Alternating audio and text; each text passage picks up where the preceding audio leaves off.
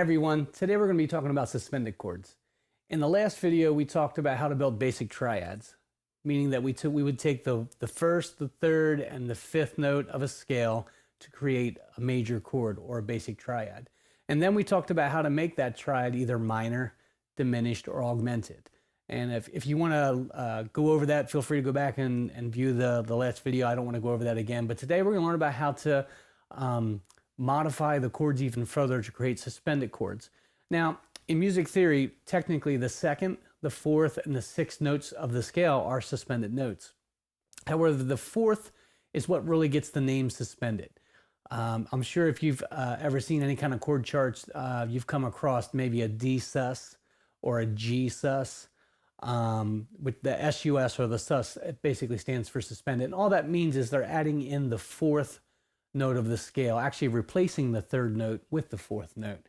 So for instance, a C suspended chord or a C sus would have a C note in it, which is the first. It would have an F note in it, which is the fourth, and would have a G note in it, which is the fifth. So it leaves out the third altogether.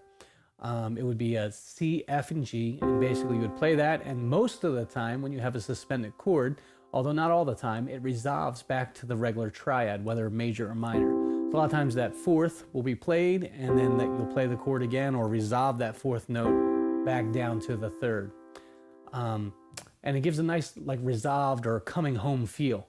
So basically the fourth is creating tension, and when you resolve back to the regular triad, it feels like there's a release from the tension. Really, really nice, beautiful sounding chords, very resolved. But in addition to that fourth, there's also the second and the sixth. I'm sure you've seen maybe a D2 chord or a G6.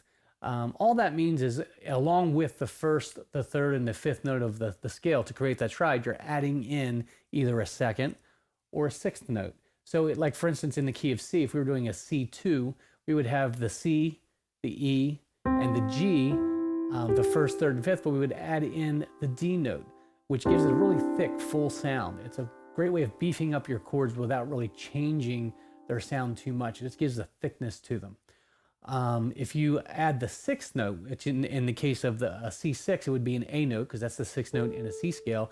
It gives it a little bit more of a rocky or jazzier sound. Very, very common in certain genres. Very, really cool sound, actually. So if you see a C6, all it means is they're adding the sixth note of the C scale in. In this case, it's an A note. If you're seeing that in, say, a G6, then it's just adding an E note in because that's the sixth note of a G scale. So you see where I'm coming with this? It's really easy. You're just taking that note of the number in the scale and adding it into the first, third, and fifth. Hopefully that helps you guys with your suspended chords and your seconds and your sixths.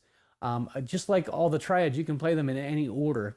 And there's still technically those chords. There's all different inversions. It does not have to be 1, 3, 5. It could be 3, 5, 1, and the 2 on top, or 6, 1, 3, 5. It doesn't matter. There's just inversions. You're just rearranging the chords or the notes in the chord and to voice it a different way, if that makes sense. Hopefully that helps you guys.